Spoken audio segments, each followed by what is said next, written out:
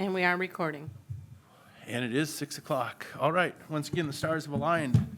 Fantastic. Everybody ready to go? This is the Suamico Village Board meeting for Monday, January 19th, 2026. The time is 6 p.m. At this time, I would like to call the meeting to order. Calling the meeting to order, just a reminder to anyone in the audience, if you are here on an issue or wish to speak, please provide your name and address for the public record as this is being recorded. And this is also available on Facebook. With that being said, I would look for a motion to approve the evening's agenda. So moved. I have a motion from trustee Romas to approve the evening's Second. agenda, and I have a second from trustee Eckert. Thank you very much. Any other questions or discussion on the agenda? Hearing none, all those in favor of approving the agenda as stated and before us, please signify by saying aye. Aye. And those opposed. That motion carries 6-0. Thank you very much. Let's stand and say the Pledge of Allegiance. I pledge allegiance to the flag of the United States of America and to the republic for which it stands, one nation, under God, indivisible, with liberty and justice for all. All right. All right. Item number 5 this evening, public appearances. Public appearances are for anyone in the audience who wishes to come forward, and as I stated, provide your name and address. Share with us what's on your mind. Be aware any item not on the agenda, on an item not on the agenda. Be aware that anything you share could be referred back to administration for further review, but we cannot take that issue up as it is not on the agenda. Is there anyone who wishes to speak to an item? No one? All right, very good. Then we will move on from public appearances. Presentations this evening, item number 6, the 2025 Year in Review Grant Presentation by Ben Rogers. Administrator Caker, if you would. Yeah, thank you. Thank you, Ben Rogers, who's our Shared Village Grant Specialist, who's going to go through the 2025 season and recap some of our bigger wins and some opportunities moving forward. So take it away. Thank you. You might have to push it again. Okay, can you hear me? Great. Yep. All right, great year in 2025. We'll start here and just kind of go down the list with the recap. All of these the board did approve, so let's jump into it. On March 6th, we were awarded $32,000 from the Department of Military Affairs for 5 new dual band radios for the Suamico Fire Department. It was a long shot opportunity. Alex encouraged me to apply for it, and we got it. So thanks to Alex and thanks to Joe and Brent. They did a lot of work with me on that one. The next one on April 1st last year, we got just about $22,500 worth of extrication equipment from Firehouse Subs. That's a grant that's a little more difficult to obtain. They have a set window. When that window closes, or when they hit the amount of applications, that window closes. So that was working weeks in advance to get that ready, to wake up and just press send and hope the system wasn't overloaded, but we did get that. This was the year for the Suamico Fire Department, for Capital Credit Union and WPS. We established a pretty beneficial cycle between the two municipalities, Suamico and Howard. So this year, we got just under $10,000 total for water rescue efforts to outfit that new boat. September 17th was the big one, and thank you to you on the board for having patience with me and with this project. But we were tentatively awarded over $200,000 for the first phase of improvements to Calavera Springs Park. This is for the relocation of the soccer fields. This was the 3rd time we tried for that for the village, and we did get it this year. So that's a big win. We followed that up less than a week later.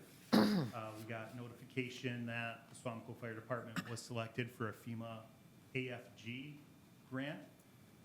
That is a national grant. That's an extremely competitive grant. Every fire department in the country will go for that grant. So the fact that we got that for Suamico bodes well for the village. And then we ended with a DNR forest fire prevention grant, matching funds for some wildland fire PPE. And finally, this was our year for the Packers Foundation cycle where Suamico was eligible to apply.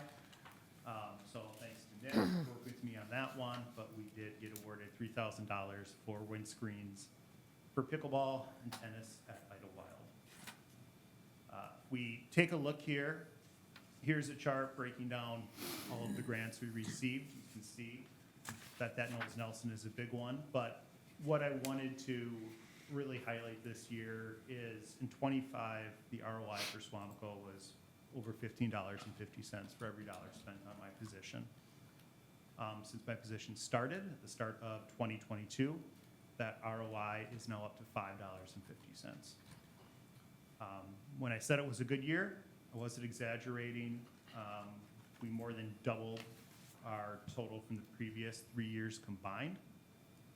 We're bringing in a lot of those bigger awards. On the next page here, you can see a chart that just kind of shows how where we were in '23 and '24, and then where we ended up in '25. So yes, that Knowles Nelson was 200, but if you remove that, we still received around 90,000 in grants, which would put us where we were at the first year, which is still very successful when you consider what you're paying for these services. And then we can take a look here and just kind of show you that Suamico has historically been awarded 45% of all applications that we submit. In 2025, that number was 77%.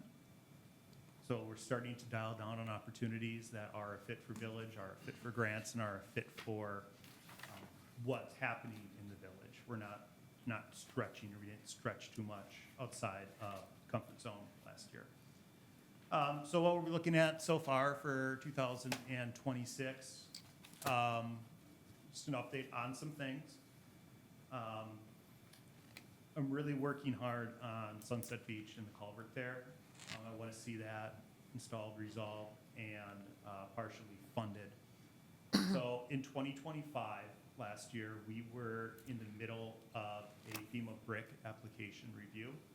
That's Building Resilient Infrastructure Communities. And we applied to the state. The state looks at all the applications. The state says, these are the projects we're going to include in our national application from the federal government, and they would get the money. In the middle of the state reviewing our application, the program was shut down on a federal level.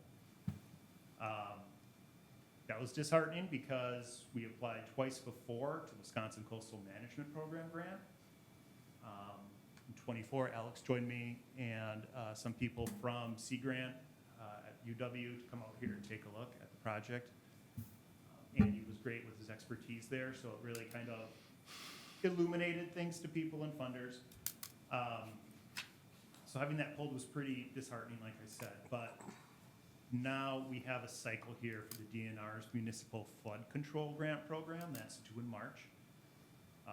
Writing the reapplications for this with a pretty detailed cost-benefit analysis and multiple narratives.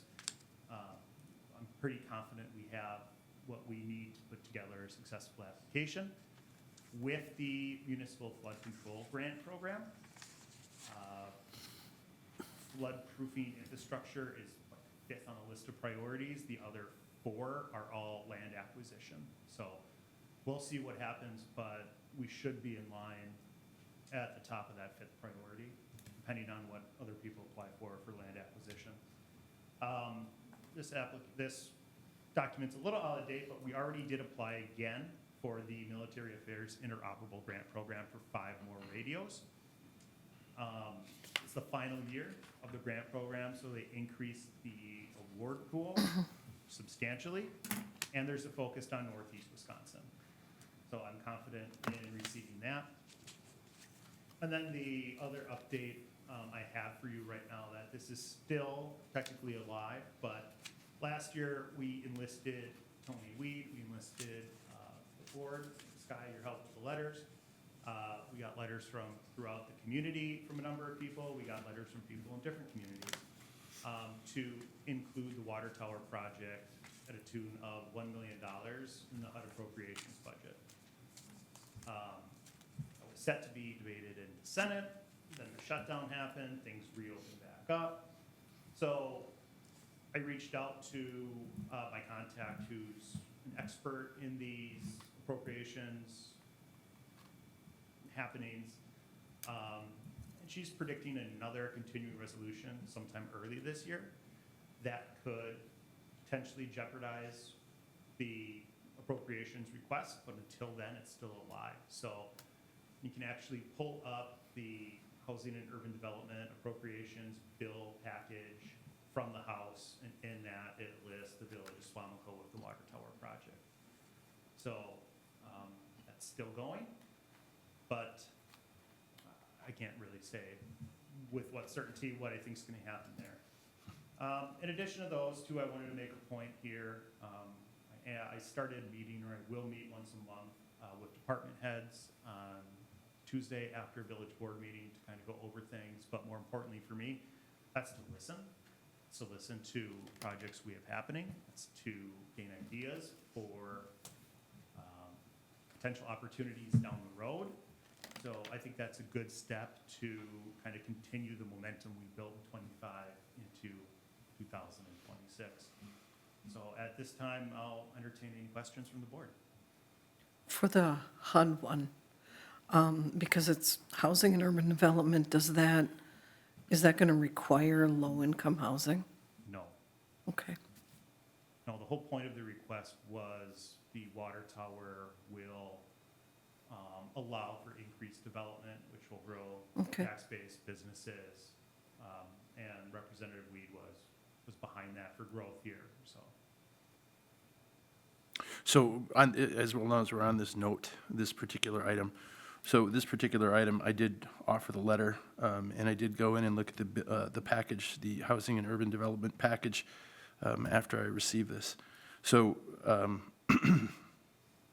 I also reached out to Senator Baldwin, and I also reached out to Senator Johnson separately, contacts that I had in those offices from some time ago. And I did mention this, again, some time ago when this came up. I think the importance of this is that if there is another continuing resolution that goes through, that will be the end of this. So that will be the death nail for potentially $1 million that could go to the Village of Suamico and our water users to offset the cost of this tower. So that being said, tomorrow we have a HALO meeting with Howard. One of the questions I want to bring up in the HALO meeting tomorrow with all of the local communities is, does anybody else have anything contingent on as we're moving forward with a budget or a continuing resolution? I want to see if there's anybody else out there who has as much at stake as we have at stake. That being said, and I would like us to entertain this going forward, and maybe I can get a second to put this on a future agenda for discussion. Probably the next meeting would behoove us. When does that come up? When does the current continuing resolution end? Do you know? I'm not sure. I think it's March. I would like to see or entertain the idea from this board, to put a resolution together from the board to Tony Weed, who's already endorsed this, to Senator Baldwin, to the rest of our officials in Washington, that it is desperately important to our village, to the tune of $1 million, that we get a budget, not a continuing resolution, a budget. And you can look at the history of continuing resolutions. They're really not good for anybody. They do avoid a shutdown, but this is going to cost us $1 million. And I think that we as officials should get it on the record that we would like to see a resolution. So I would like to see that on a future agenda. I do need one other person to. I'll second. Thank you. So could we put that on a future agenda for discussion at the board level? And so that was the one item I saw on here. The other point I wanted to bring in looking at these numbers was return on investment. So everything comes down to return on investment. The money that we spend, are we getting are the constituents getting the return on investment that they would expect? And I think if you said, we have a person on staff who is bringing in $15 for every dollar spent, I don't think there's anybody who would, maybe there is, feel free to disagree with me, but I think it's hard to disagree with the numbers. $15 for every $1 spent is pretty good. $5.50 over the course of a number of years, and there's a learning curve on writing grants, definitely. So I appreciate your work, and I appreciate, I won't speak for other board members, but I think this has been a good prospect moving forward. Thank you for all your efforts.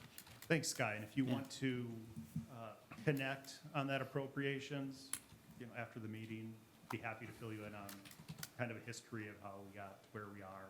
Yeah, I'll give you a call. I mean, I don't know that it moves any further than any one of us doing something personally. If there's a resolution that the board wants to send forward, then I think we might need some information from you in terms, or admin would need some information from you to put that resolution together. But we don't have agreement on a resolution going forward from the board. We'll see what happens in that Be discussion. happy to help. Thank you. Anyone else? Just echo your opinion. Nice work. Thank you. You want to start managing my 401k? Not a fiduciary. Okay, so fair You enough. don't want that. Yes, thank you, Ben, for all your efforts in getting these grants. Yeah. Thanks, Steve, and your work on the park committee and sticking with that Knowles Nelson project. I know that was tough, but it's good to see it got where it got, and Yeah. thanks for having faith in me for that. You're welcome. I'm sure Director Lemke is pretty appreciative of that as well. It gives him. Man. Very good. All right, anyone else? Otherwise, we'll move on to the next item. Thank you, Ben. Thank you. Thanks, Ben. Okay, item consent agenda. This evening, the consent agenda consists of previous minutes of the village board dated January 5th, 2026, the December 2025 municipal court report, item C, the December 2025 treasurer's report, item D, the December 2025 recreation report, and item E, the temporary Class B Beer for the Bay Area Nordic Ski Club Incorporated regarding Ale on the Trail to be held February 7th, 2026, at 4418 Reforestation on the ski trail contingent, and we have received that map which shows the adequate site. Those are the items that we have on the consent agenda. Is there discussion or a motion on the consent agenda this evening? Motion to approve. Thank you. Trustee Eckert has offered a motion to approve the items on this evening's consent agenda. That motion has been seconded by Trustee Romas. Last chance for any discussion or questions with regard to the consent agenda. All in favor of approving the consent agenda items A through E, please signify by saying aye. Aye. And those opposed? That motion carries 6-0. All right, thank you. Item 8 this evening is a finance item. Item A is ordinance 2026-01, modifying Chapter 3.03 impact fees and adding Chapter 9.09 wastewater connection charge. Director, Demony. Thank Thank you. All right, so for the wastewater connection charge, between 2023 and 2024, staff recommended the idea of switching from an impact fee to a connection charge for new wastewater connections to the village's sewerage system. Currently, through village ordinance, we have an impact fee that was set forth by the 2004 Foth and Van Dyke Needs Assessment Study. At the time of the impact fee implementation, the need was to pay the principal and interest on the Clean Water Fund loan. That loan has since been paid. The goal of the connection charge is for equitable cost recovery from new users to the system. This connection charge, the funds would be used for items such as replacement of pumps, blowers, control systems, and other mechanical components of the system. So attached to this memo is a technical memo prepared by Cedar Corporation, providing background information, key drivers for the charge, infrastructure needs, and a cost basis. Cedar Corp concurs with the village's desire to adopt the proposed wastewater connection charge as they noted in their memo. Village staff also consulted with utility legal counsel, who has reviewed and agreed with the technical memo and recommendation of a wastewater connection charge. Public Works and Utility Commission approved at the September 16th, 2025 meeting, switching to a connection charge and eliminating the impact fee for wastewater, provided review and approval of legal counsel. So what we have is the first reading of ordinance 2026-01. So no action necessary this evening, but questions for Director Demeny on this? Well, it's a good thing, because with the impact fees, we have to put new infrastructure in where this way we can take care of our older stuff or put in new. So it's a good thing. So a question I have, do you have a sense, the costs that are involved that were outlined by Cedar Corp here and the scope, is this similar to other municipalities around us? No, I'd say the costs are identified based on our system specific. So the numbers that you see for the new connection charge are based on our service area, what amount of money we have in our system. So the asset number that Katie has, and the formula used was to create a charge that was based on our unique system. The philosophy is similar to other places that have this charge, but our numbers are specific to us. Okay, so it's not, you can't do an apples to apples comparison, obviously, Not to really. other municipalities. Because every municipality is Different number of folks on the system. We are very lift station happy here, so we have a lot of money in lift stations in this village compared to some, that maybe have one or two. Okay, so then the second question on this then. So if there are additional users added to the system, does that bring these connection fees down? Nope, this will be the connection It is fee this- going forward. So, and if we add infrastructure, Nope, at some point, we'd want to reassess where you're at, and have another study done or a new calculation done. The study really wouldn't change, the calculation would change based on your street growth and your service area. and inflation, obviously? Probably. That and any added cost, but also added depreciation Okay. with the current asset value. Okay. I guess, just the overall, I was looking at, what is our connection fee and compare it? And I understand that it's not an apples to apples comparison, but as we're looking at how do we attract development into the sewer and water area potentially, and identify that, are these costs viewed as an impediment by, folks interested in developing within our sewer water area, or are they seen as competitive? That's what I was trying to get to.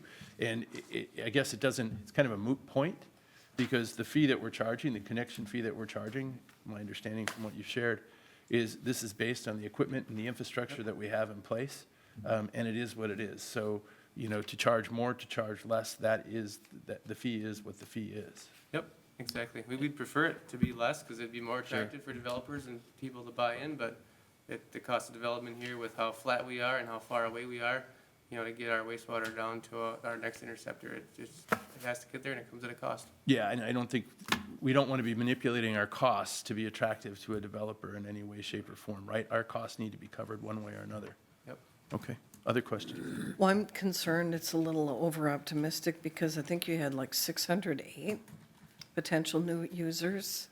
Yep, and that was really based on that 2004 full study and where we are currently at with our customers. Okay.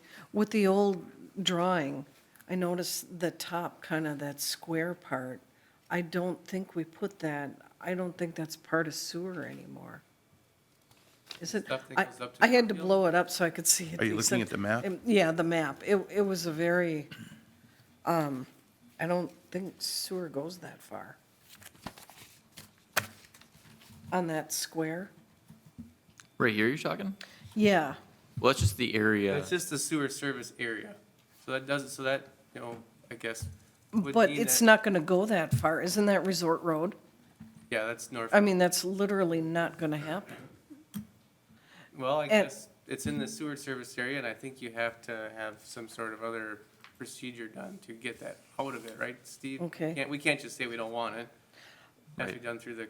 It's a whole nother process. If and when we do a future sewer service area amendment, you could potentially pull areas out that no longer are going to be served and move that acreage to another location. But yeah, this map is showing future sewer service areas along with actual sewer service area as your sewer service area has been approved by Brown County. So just say, for example, hypothetically in the future, if you want to have sewer extend further west along Lineville, you can take area from somewhere else and allocate it over here. There's a process that you have to go through to expand your sewer service area, and typically that's removing from one spot and putting it in a new spot. I'm just Or we're kind of just not there yet. concerned with the 608 because I don't know how you're going to get that many more customers out of it. And if that part's off, is that included as part of the 608? Because they're probably not going to get hooked up. Is that part of the 608? It would be if it was part of the full study, yes, because this was the original service area.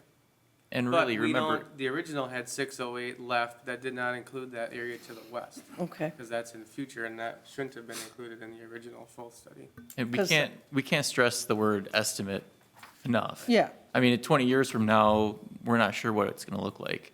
You don't know what kind of density development you're going to get, even in the southern portion of Suamico. So I don't want to get too hung up on, should it be 608 or 607?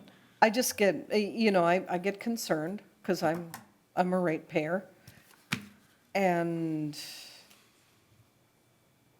I know people are calling for it to be lower, and it certainly can't be that because there just won't be enough users. There can't be. How old is this map? With the detailing the, Back in Steve's time, That's a long time. The sewer service area has not been amended in a very long time. We might have had a minor one prior to 2010. But it would have been very minor, might have been flopping some land around. But we haven't developed that which is already in the sewer service area. We still have a lot of sewer service area to put pipe in the ground and actually serve. So, how, is that 608 from now until a given date, or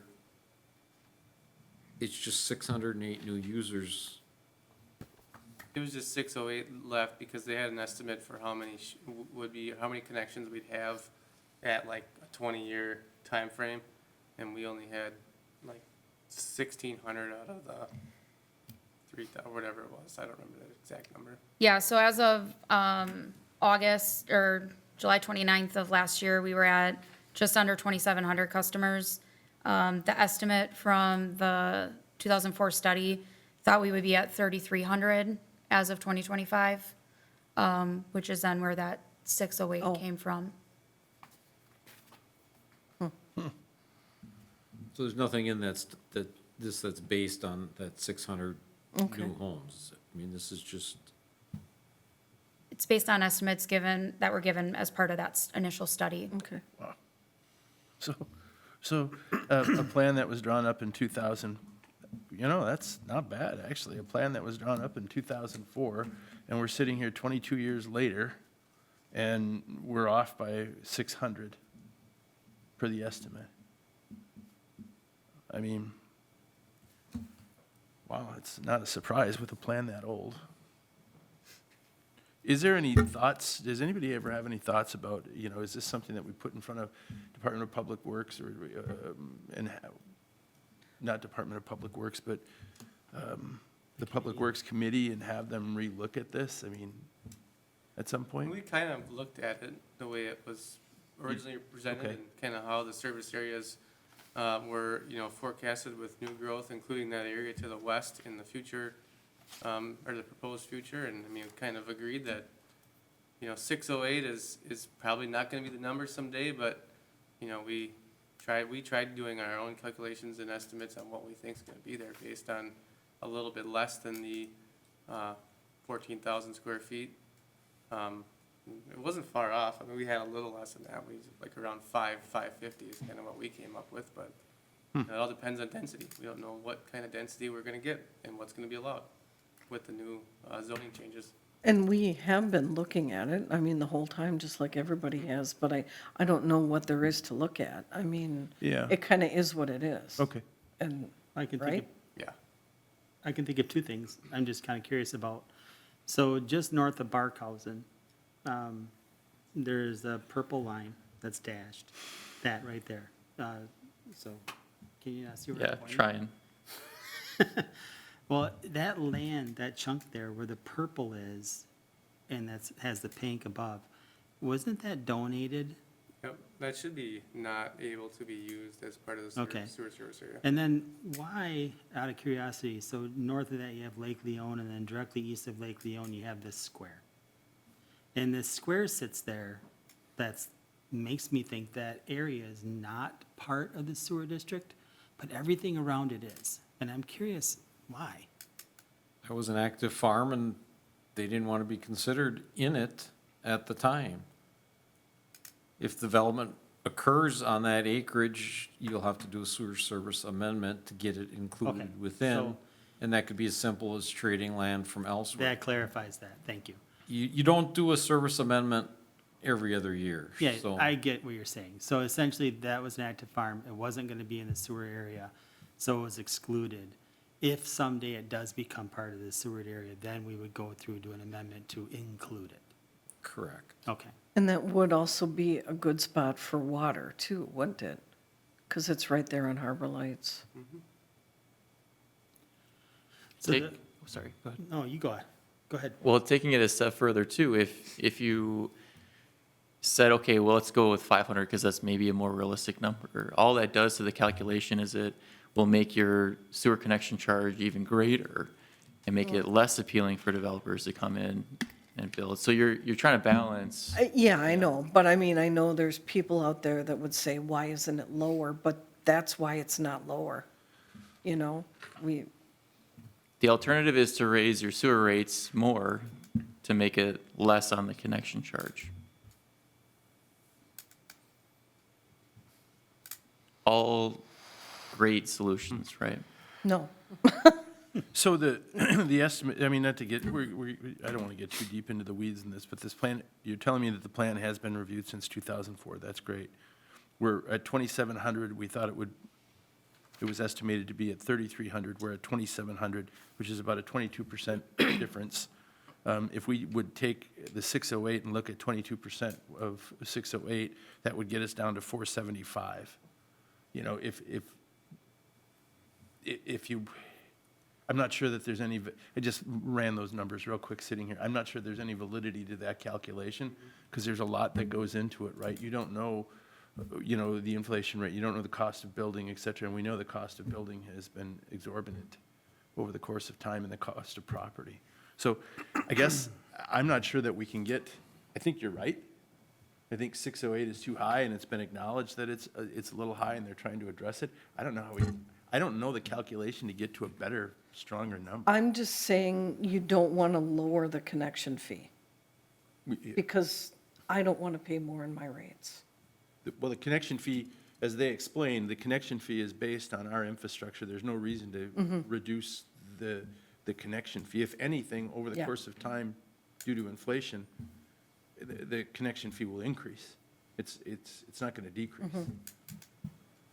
But you Frankly, if might, Suamico doesn't want to put pipe in the ground, you're not going to get anything in connection fees, so it doesn't matter what they are.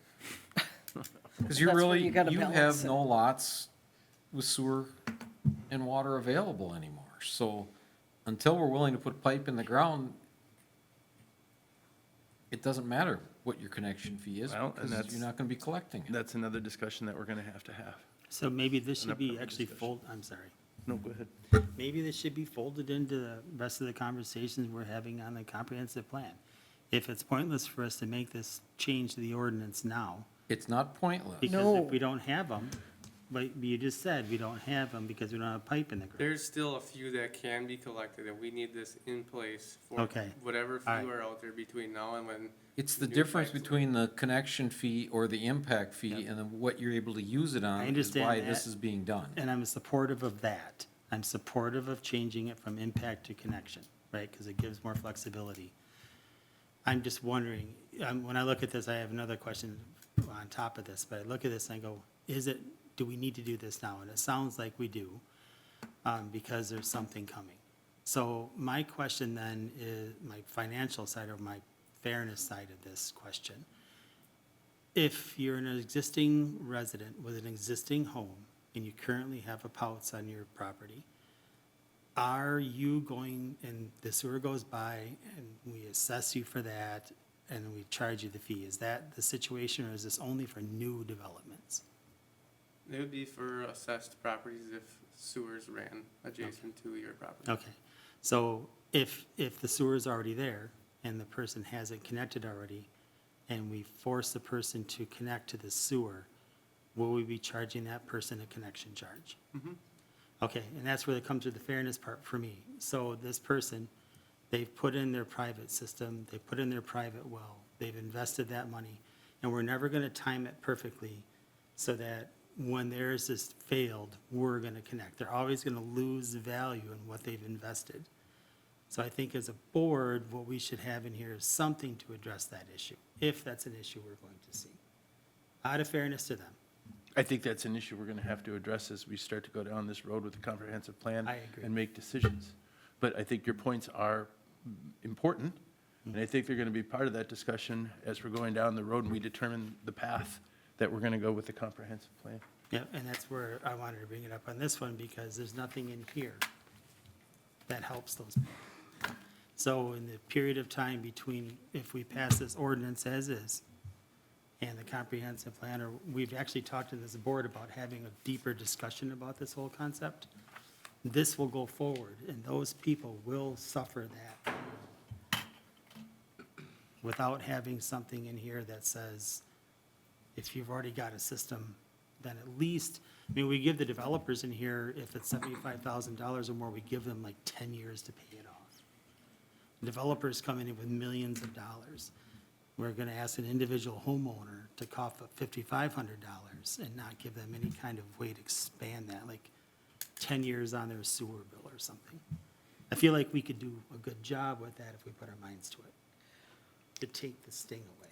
I am not an attorney, but when you do your special assessment, you likely could have that as a provision of your special assessment, would be allowing them to pay that over a period of 5 years, or you could waive it. We should It investigate probably could be part of a special assessment, but that's We not have what you're this. here for tonight. We have Well- the special assessment policy in your code, so it does mention that this has nothing to do with assessments. That's a Right, totally but the connection separate. fee is separate, right? Yeah, It's a correct. separate entity. So that you were speaking on the assessment, we're talking about the connection fee, different things, right? It really doesn't have anything to do with tonight, because right now they're paying impact Yeah, you fees pay anyway. regardless. We're just, it's going from impact fees to connection Okay. fees. So it doesn't really have anything to Okay, do with it. I hear what you're This saying. is important to pass. I hear what you're saying. It's not a question, we should, I would like this looked at in a different day, deeper, for those people. Not this specifically. But, yeah, But but what the you were actual saying. terminology is the change. Okay. Thank you for entertaining my questions. Also, Director Demeny will not be here at the next meeting, so if you have any nuanced questions about this ordinance, this is the time to ask it. She's been very deep in this process. I think I have mine covered. Thank you, Director Deming. Thank you. Anyone else? It's only a first reading, so we'll move on to the next item unless there's other questions. None? All right, Public Works and Utility Items, award of the 2026 pond dredging project using funds from the Stormwater Infrastructure Sinking Fund. Mr. Director. Thank you. The village received an open bids for ponds located on Winding Ridge Way and the two ponds over at Harbor Elementary School. We received 6 bids for the project. I've attached the bid summary for your review. The bids we received were very reasonable and expected based on prior years of similar style projects. The project will be funded out of the Stormwater Infrastructure Sinking Fund and also split 60-40 with the school for the one pond over at Bay Harbor Elementary, which is the easterly pond over there. I attached the information from an agreement that we had back in 2008. There was a drainage easement established for the two ponds when they were created, and with our east pond, and it just shows how we split the responsibility of that. So we'd be looking at a bid for our Winding Ridge project, and 40% of our Bay Harbor project would be $53,323.80. And then the Howard Suamico School District responsibility for their pond and 60% of the shared pond would be $58,022.50. So tonight we'd be looking for a motion to approve the pond dredging project to Peters Construction for a base price of $111,346 with a contingency of $11,346 using funds from the Infrastructure Sinking Fund. The Infrastructure Sinking Fund has a current balance of $220,000.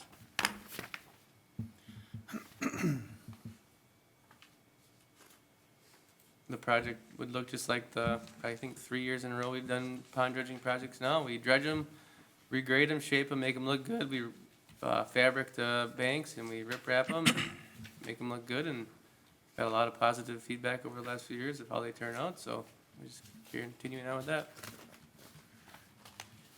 All right. Are there any questions for the good director on this item? Hearing none, I'd be happy to offer a motion. Please do. I'd like to make a motion that we approve the pond dredging project to Peters Construction for a base price of $111,346.00, plus a contingency of $11,346 using funds from the Infrastructure Sinking Fund. The Infrastructure Sinking Fund has a current balance of $220,000.00. Thank you. Trustee Romas has offered a motion to approve the pond dredging project to Peters Construction for the dollar amounts referenced. Is there a second? Second. I have a second from Trustee Andrews. Last chance for any questions or discussion on this item. All right, let's have a roll call. Trustee Andrews. Aye. Trustee Eckert. Aye. Trustee Neto. Aye. Trustee McKeefery. Aye. Trustee Romas. Aye. Trustee, Stevens is excused. President Van Rossum. Aye. Motion carries 6-0. Thank you. Thank you. Okay, item number 10 is administration items. Item A is ordinance 2026-02, modifying Chapter 2, General Government, and Chapter 14, Cemetery. Administrator Baker. Thank you. So with the resignation of the cemetery director back in November, I'm proposing an amendment to the village code in a couple of locations that effectively removes the cemetery director position, and those responsibilities will be dispersed amongst current staff, which effectively we've been doing for some time, and it'll save the village a few $1,000s, and I don't think will have any negative impact to the customer service of the public cemetery. Any comments or questions on this one? Pretty straightforward. Trustee Eckert, you had something? No. That's good. Okay, so that's a first reading, so no action on that one. All right, discussion on future agenda items. Anybody have a future agenda item they'd like to discuss? I have one question for Public Works Director. How are we doing at salt? We're doing all right. Better than the rest of Thank Brown you. County? Thank you to the village board for allowing the purchase of a second salt shed a few years ago. I've just- It's working out well for us. I've reflected on how wise that's been. By the way, if Brown County calls and wants to buy any salt, No. let's discuss that price, shall we? Well, we see Right. wheat 50. I think we could recoup some of the additional expenses that have been fostered upon the village. Yeah. Anyway, we'll see. All right, anybody else with discussion on future agenda items? No, then I would look for a motion to adjourn this evening's meeting. To adjourn?